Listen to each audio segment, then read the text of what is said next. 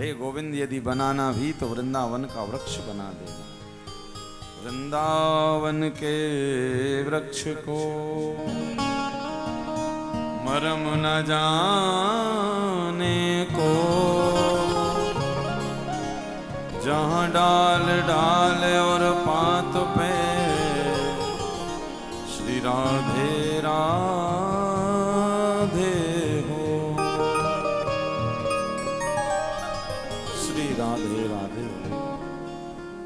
इसी कारण याद रखिए, वृंदावन के वृक्षों में जो श्री राधा लिखा है वो किसी ने लिखा नहीं है। ये सब कोई ना कोई गोविंद की गोपी है। कहते हैं एक बार कोई लकड़हारा आया और ब्रज के एक वृक्ष पे कुल्हाड़ी चला दी, और ज्यों ब्रज के वृक्ष पे कुल्हाड़ी चलाई तो महाराज कुल्हाड़ी के अंदर से रक्त की बूंदें निकल आईं, और ज्यों रक्त की बूंदें निकली तो लकड़हारा बड़ा बेचैन हो गया, बड़ा परेशान हो गया। आखिर मुझसे क्या अपराध हो गया? वृक्ष के सामने खड़ा हो गया। क्या आप कोई देव हैं? क्या आप कोई ऐसी चमत्कारिक शक्ति हैं? आपके अंदर से रक्त की बूंदें निकल रही हैं। लकड़हारा रोता हुआ रात्रि को उसी वृक्ष के नीचे सो गया। सोचने लगा मुझसे जरूर कोई ना कोई अपराध हो गया। अब जैसे ही सोया तो रात्रि को उस लकड़हारे के स्वप्न में एक गोपी आई, और उस गोपी ने कहा, अरे लकड़हारे, तुमने मुझे काट तो दिया है, तुमने मुझे ब्रज से जुदा तो कर दिया है काट कर, किंतु यदि एक काम करना, अब ये लकड़ी तुम बाजार में दुनिया की सामग्री के लिए कुछ कीमती वस्तु मत बनवाना। एक काम करना, तुम यदि मुझे काट कर ले जाओ, बाजारों में मत बेचना। तुम इस लकड़ी से कोई मेरे गोविंद के लिए, मेरे ठाकुर जी के लिए सुंदर सा पलना बनवा देना, और जब इस मेरे द्वारा इस लकड़ी के बने पलने पे ठाकुर जी झूलेंगे तो मैं अपने आप को धन्य समझूंगी कि चलो ब्रज से जुदा हो गई तो क्या हुआ, कम से कम ठाकुर जी के किसी काम तो आ रही हूं। कम से कम झूले पे बैठे ही हैं, यदि ठाकुर जी मेरे द्वारा जो लकड़ी निकलेगी उस झूले का यदि स्पर्श पा लेंगे तो मैं अपने आप को धन्य समझूंगी कि ठाकुर जी का कैसे भी हो स्पर्श तो मिल रहा है। ये ब्रज के भाव हैं, और ये भाव कहां से मिलेंगे? गोपियों ने कहा दुनिया में ये भाव नहीं बिकते, याद रखिए। ये भाव कहां से मिलते हैं? गोपियों ने कहा, तव कथामृतम तत् जीवनम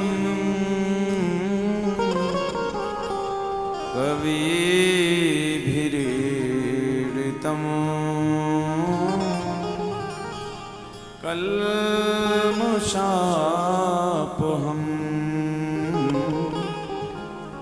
श्रवणमङ्गलं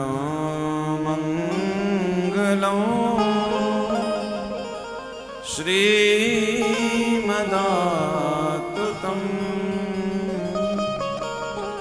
भुवि गृह्णन्ति ते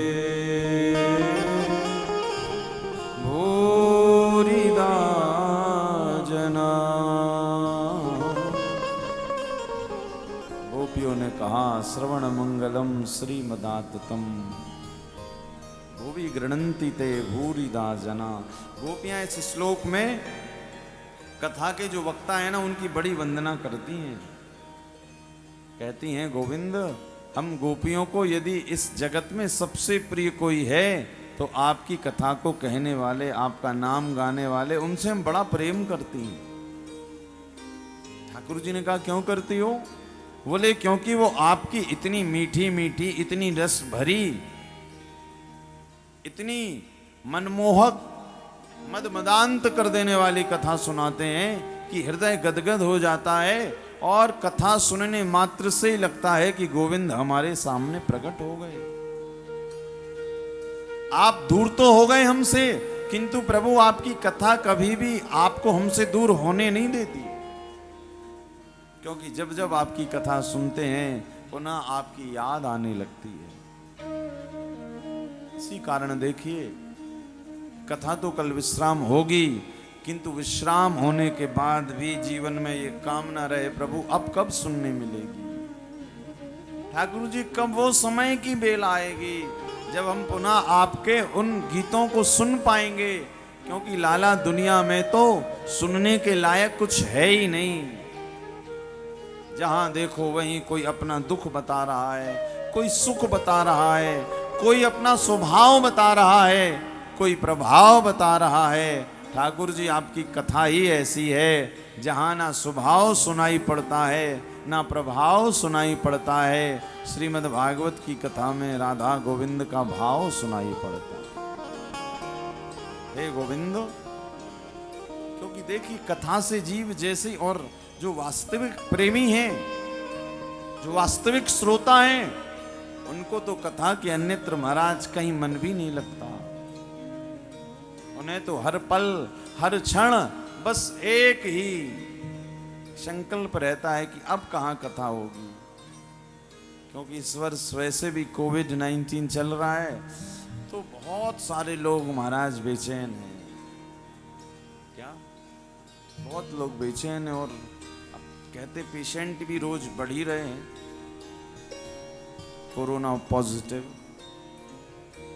तो समय प्रतिकूल चल रहा है तो कोई बात नहीं है। इतने सुंदर साधन ठाकुर जी ने दिए ना कि आप घर बैठे सुन रही हैं चैनल पर बैठ के।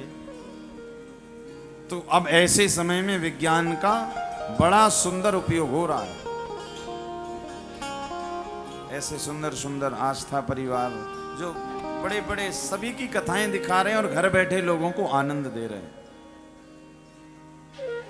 देखिए कहीं ना कहीं जो कथा से जुड़ा है, हर वो जीव कल्याण का पात्र बनता है, हर वो जीव श्रेय का अधिकारी बनता है जो ठाकुर जी की कथा से जुड़ा है। अब देखिए कितनी सुंदर व्यवस्था है कि आप घर बैठे सुन रहे हैं। तो चलो कोई बात नहीं, प्रतिकूल परिस्थितियां हैं तो क्या हुआ, किंतु ठाकुर जी का भजन मत छोड़िए। राम राम रटते रहो जब तक घट में प्राण, कबहू तो दीनानाथ के भनक पड़ेगी कान, कबहू तो दीनानाथ के भनक पड़ेगी कान। राम राम रटते रहिए, आज नहीं तो कल ये कोरोना खत्म हो गई और आप सब वृंदावन आएंगे। बहुत सारे लोग पूछते हैं महाराज जी कब आए, कब खुलेगा ये लॉकडाउन। भैया लॉकडाउन है तो क्या हुआ, आप अपने अंतःकरण से उसको याद करते रहिए। सबसे बढ़िया भक्ति यदि होगी तो अभी ही होगी। अध्ययनशील यदि आप हैं तो अध्ययन करने का बहुत बढ़िया समय है। यदि आप चिंतक हैं तो ये चिंतन करने का बहुत बढ़िया समय है। देखिए मैंने कहा ना, जो समय का सदुपयोग करना सीख जाए। अब कई लोग तो इसी मुंह लटका के बैठ, अरे महाराज कोरोना हो गया, आप कहाँ जाएं, कैसे करें, क्या करें। अरे भैया घर में बैठे हो चिंतन करो। सनातन धर्म के कितने सुंदर सुंदर शास्त्र हैं, कभी कुछ निकालो, कभी श्रीमद् भागवत जी का अध्ययन कीजिए, जो आपको प्रिय, कभी भजनों का आनंद लीजिए। और तो और जब कुछ ना मिले तो घर में एक शांत चित्त होकर बैठ जाइए और अपने गोविंद की याद करिए, उनकी याद करिए जैसे गोपियां करती हैं वृंदावन में बैठकर। और कुछ ना मिले तो भैया टीवी पर आ जाइए और सीधे देखिए कोई ना कोई कथा सुनाई रहे होंगे।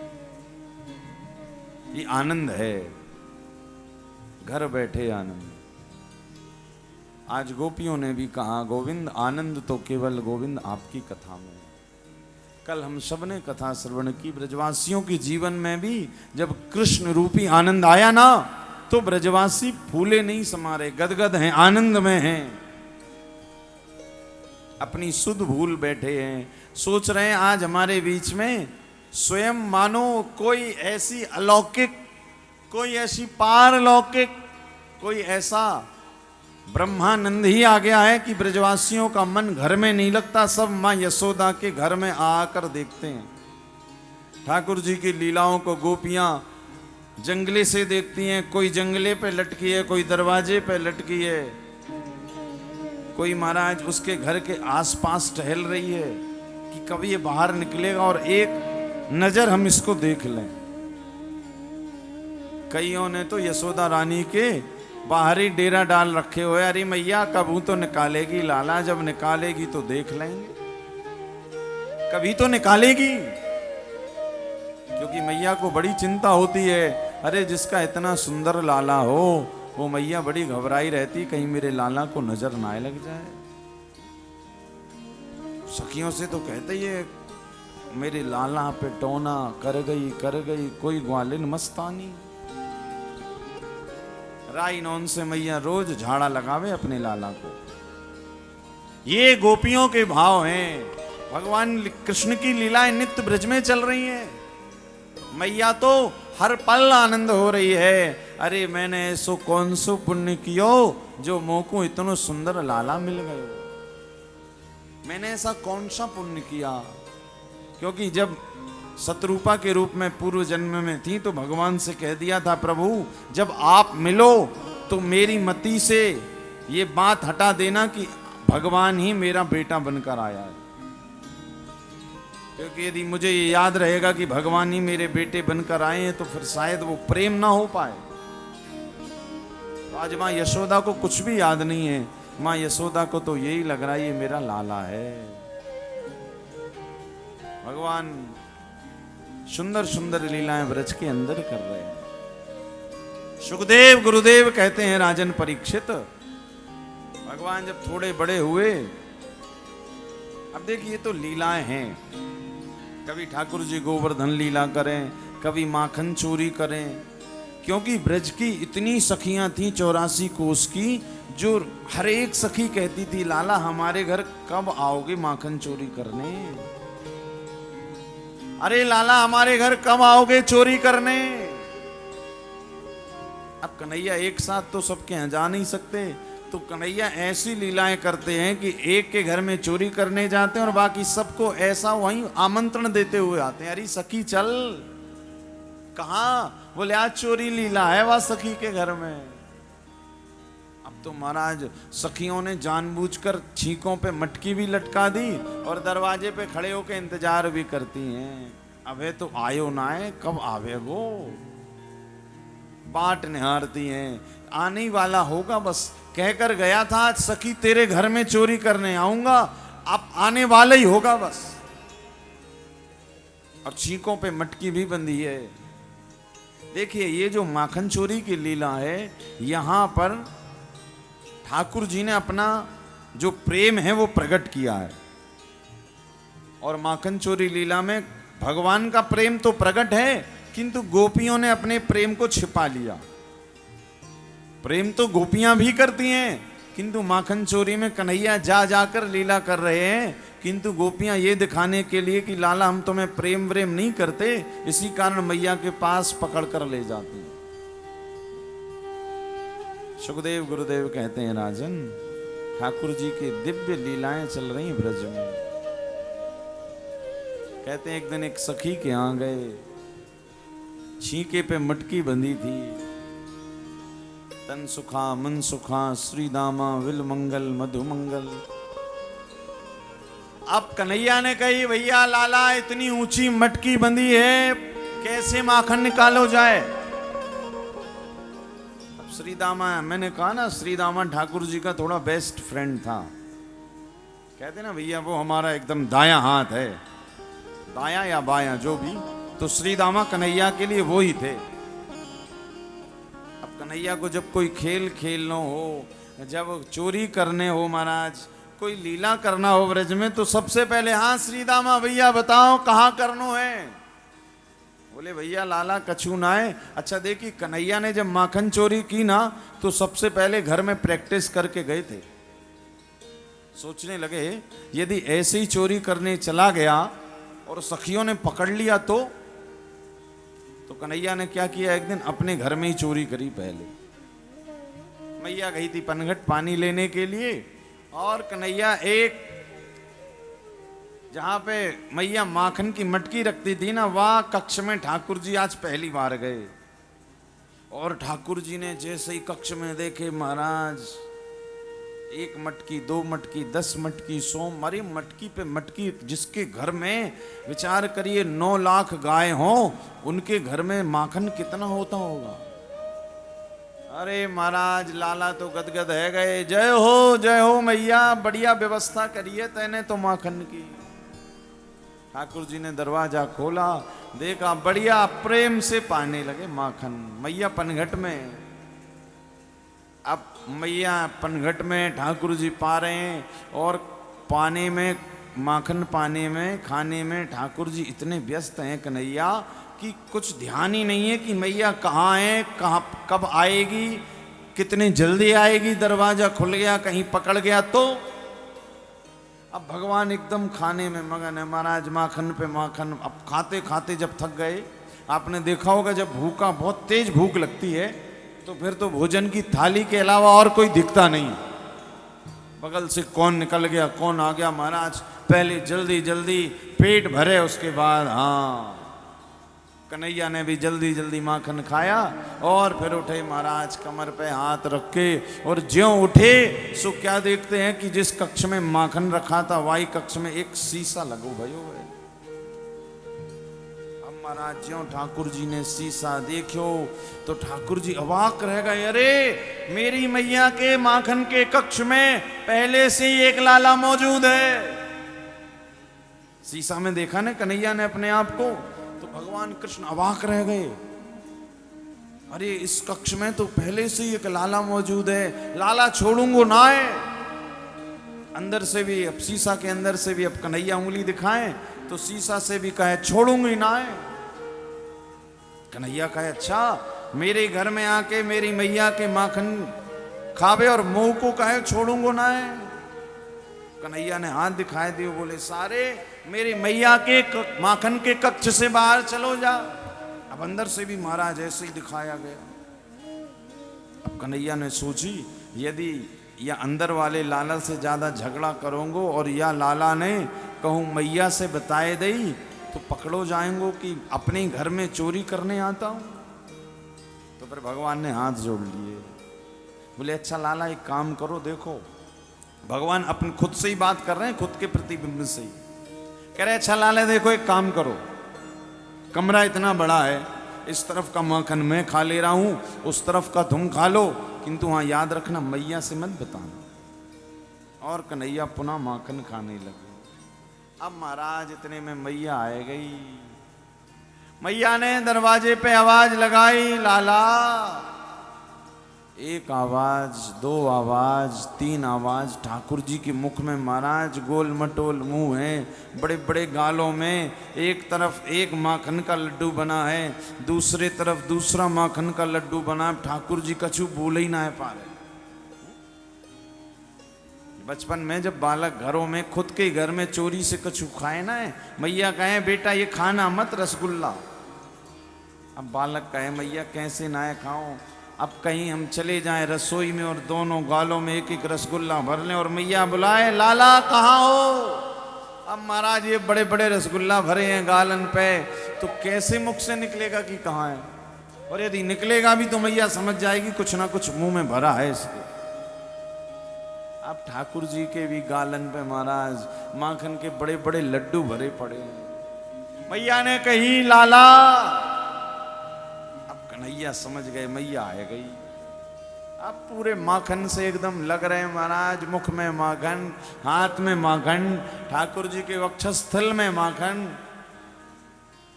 अब मैया समझ गई कि लाला, क्योंकि कहते हैं जब नटखट बालक बहुत देर तक आपके आवाज लगाने पर आवाज ना दे तो समझो या तो वो सो रहा है या कोई ना कोई ऊधम में लगा हुआ, या तो वो सो गया तो आवाज नहीं करेगा, और या तो कुछ ना कुछ उसका काम चालू है, यहाँ का वहाँ रखना, वहाँ से उसका कुछ ना कुछ समझिए चालू है। फिर अब कन्हैया का भी चालू था, मुख में माखन भरा है।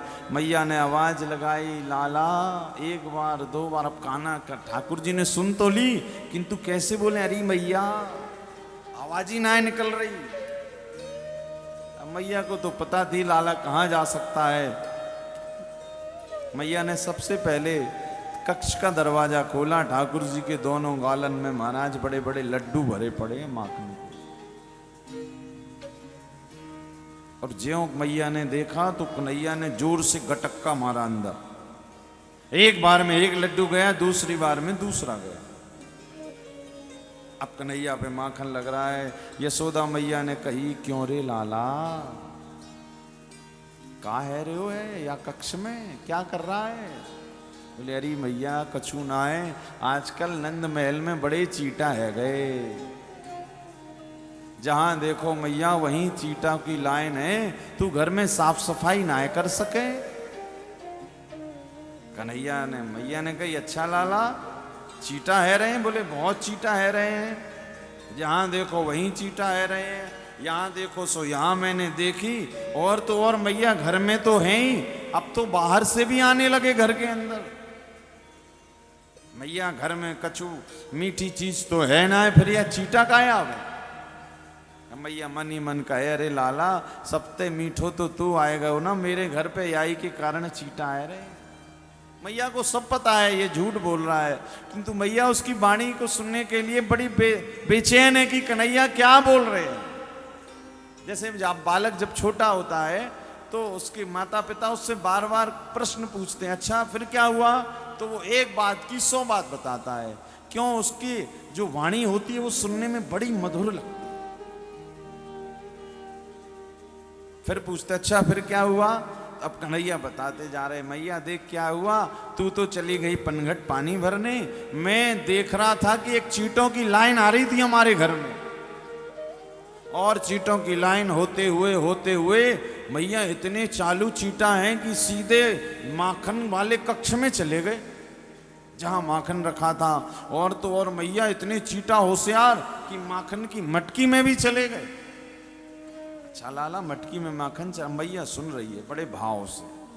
हाँ मैया, फिर कहा भयो कि मैंने देखी कि मैया तो आवे वारी ना है, मैंने सोची चलो मैया को बड़े काम होवे, पानी भी भरनो पड़े, माखन भी निकालनो पड़े, गाय भी काटनी पड़े, तो मैंने सोची चलो एक आध काम मैं ही कर दूं। अच्छा कन्हैया, फिर आपने क्या किया? बोले, मैया मैं गयो या कक्ष में आयो सो मैंने मटकी के अंदर से चींटों को निकालना शुरू किया। अच्छा, आपने हाथ से चींटा निकाला तो फिर ये सारे शरीर में मुख में माखन क्यों लग रहा है? अरे मैया सुन तो, ठाकुर जी ने कही, अरे मैया नेक सुन तो पूरी बात।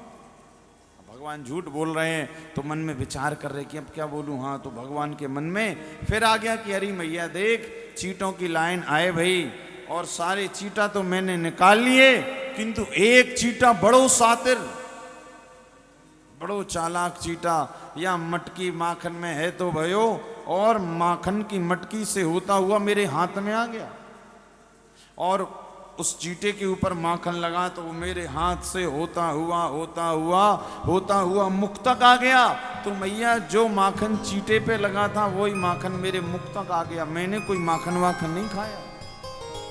अच्छा, आज ठाकुर जी ने इतनी सफाई से झूठ बोला कि मैया तो फिर भी समझ गई। बोले, लाला चल कोई बात नहीं, क्योंकि मैया को पता है माखन चोरी करने वाला तो मेरा ही लाला है।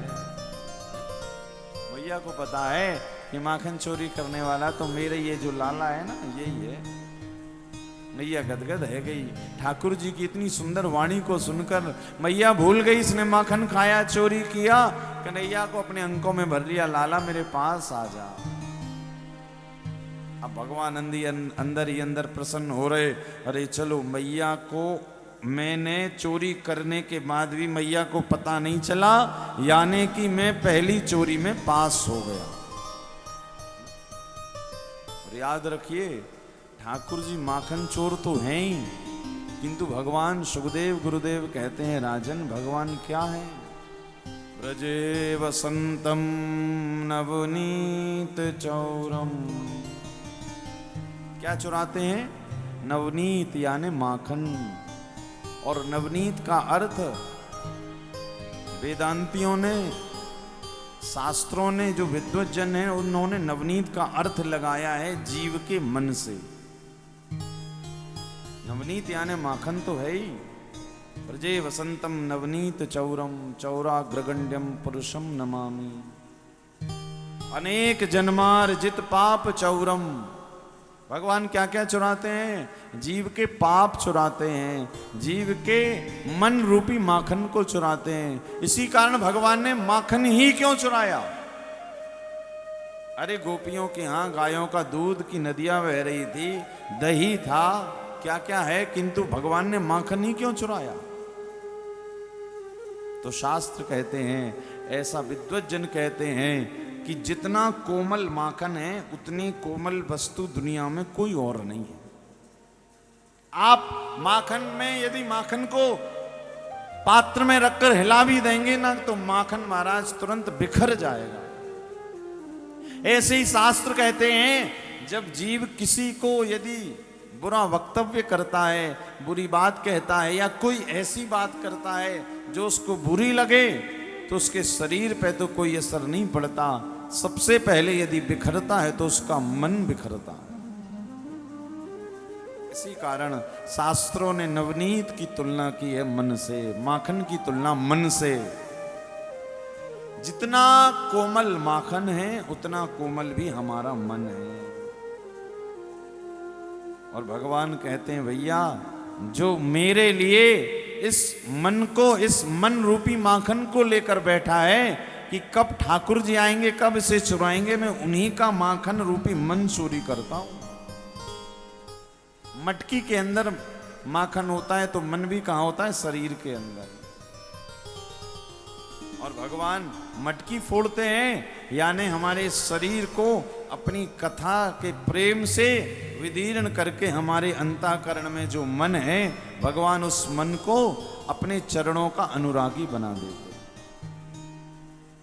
ठाकुर जी अपने चरणों का अनुरागी बना देते। समझो भगवान ने आपके शरीर से वो मन निकालकर अपने चरणों में लगा लिया। और जहां जीव का मन जाएगा, सीधी सी बात है, वहां शरीर भी जाएगा, वहां इंद्रियां भी जाएंगी, वहां आंख भी वहीं जाएगी जहां प्रेम है।